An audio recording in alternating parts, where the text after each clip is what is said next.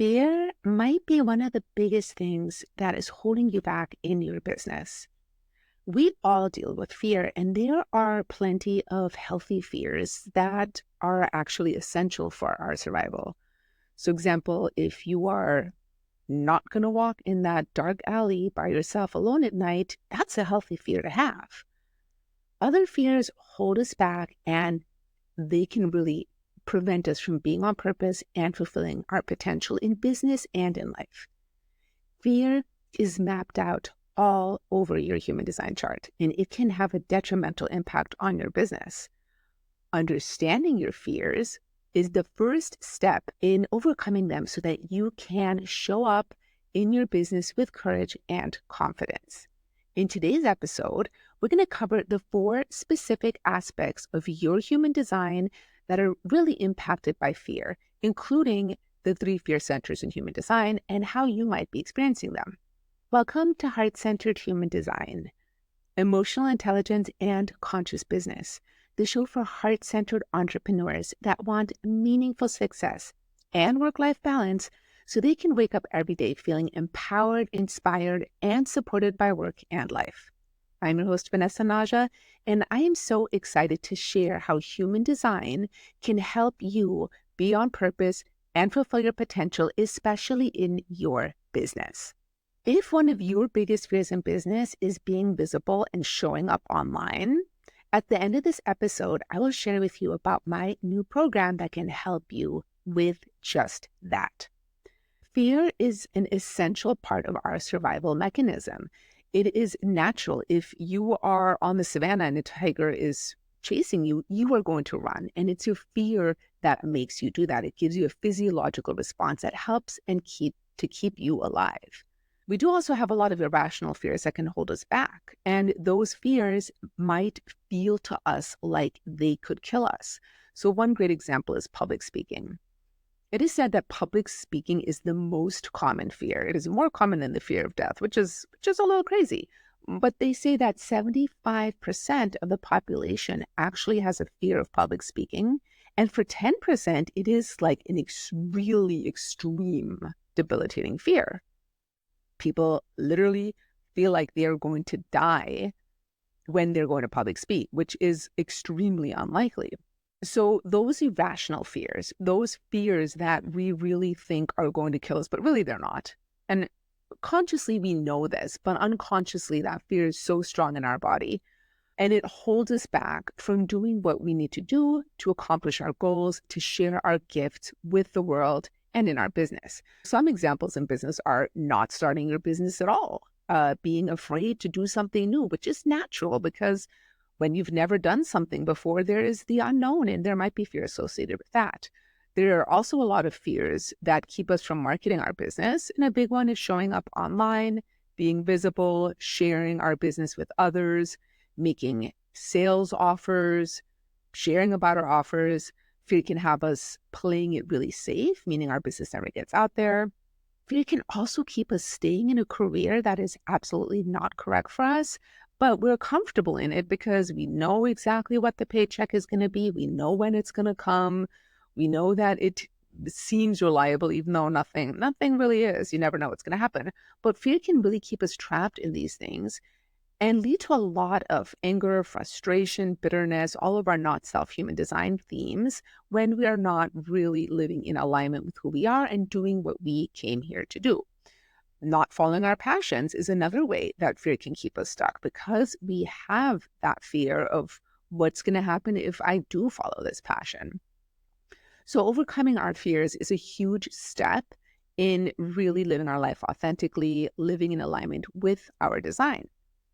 Now, there are multiple different places where fear can show up in your human design chart.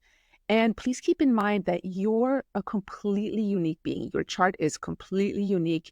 You are different from anybody else. And the way your chart is always meant to be looked at in a holistic way. So even though for things like this, we have to separate out the parts, how everything ties together for you is really what matters. A little disclaimer here, because you are so unique and the fear or how your fear shows up is based on the quantum of your chart as well as your conditioning, some of the things that I'm going to talk about might resonate for you, even if they're not part of your chart. And some things that are part of your chart might not resonate. And that is okay, because there's a lot more that goes into it than just the chart. But in order to give you the information, this is how I have to break it down. So the first place where fear can really show up in your human design chart is in your human design type. There are some common themes associated with each type that can show up as very specific fears. So for example, for manifestors who are here to initiate, and they really need to initiate in order to be in flow in life, there can be a really big fear of rejection. Also, the fear of being controlled, the fear of losing freedom, the fears of not making an impact are all things that can be associated with the manifestor type.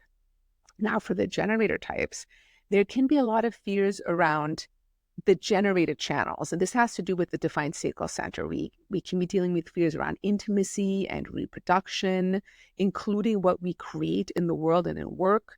There can be fears around work in general, big fear around saying no. People are so used to asking generators for things and saying no, and the fear of not pleasing somebody can be a really big one for generators. Also, the fear of saying yes to the wrong things and no to the right things.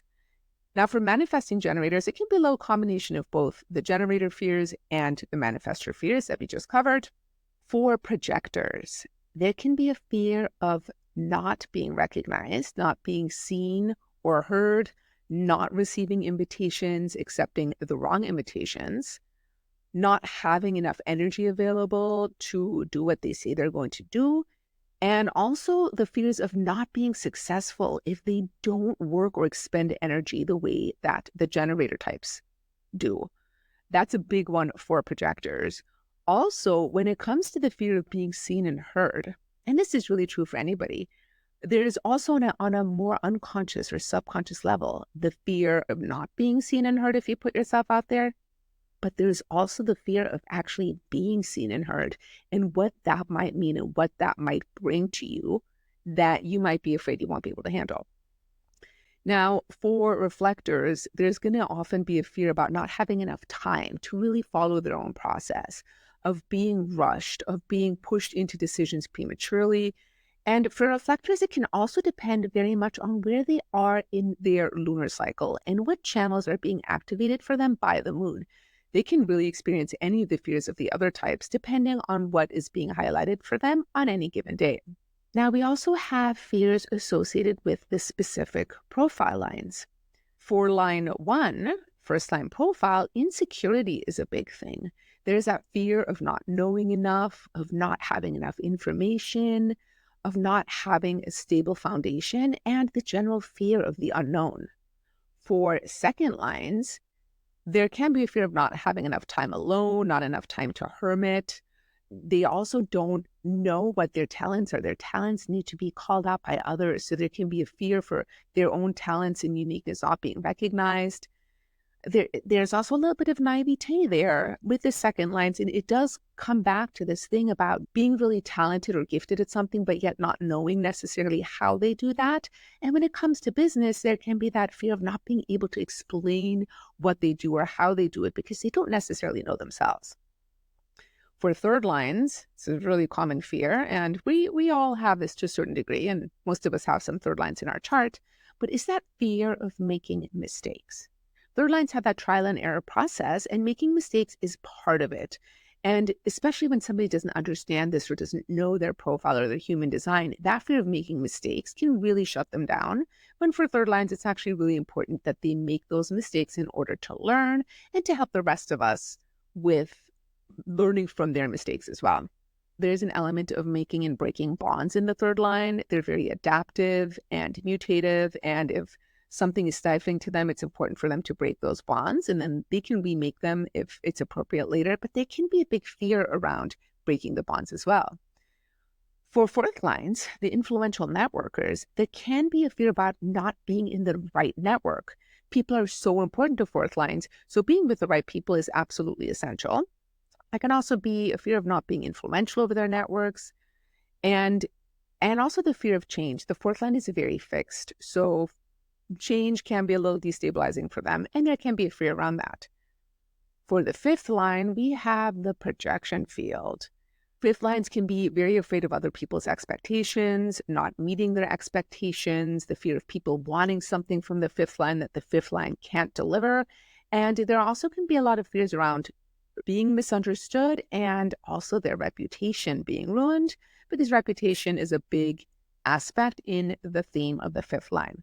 Now, for the sixth line, the fears can depend on their life phase. If they're in the first 30 years, a lot of those third line fears will apply.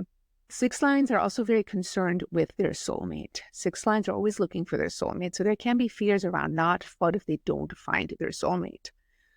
Could be fear around not being the role model that they were born to be. And also there's a lot of perfectionism baked into the sixth line. So there can be a fear of imperfection there.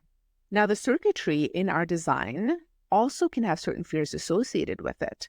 And if we're talking about the three major circuits, just to give you an overview, we have the individual circuit, which is all about bringing mutation, bringing change. People that have a lot of individuality are going to be ahead of their time, and they can have a lot of fear of rejection or the fear of being very different, of being isolated.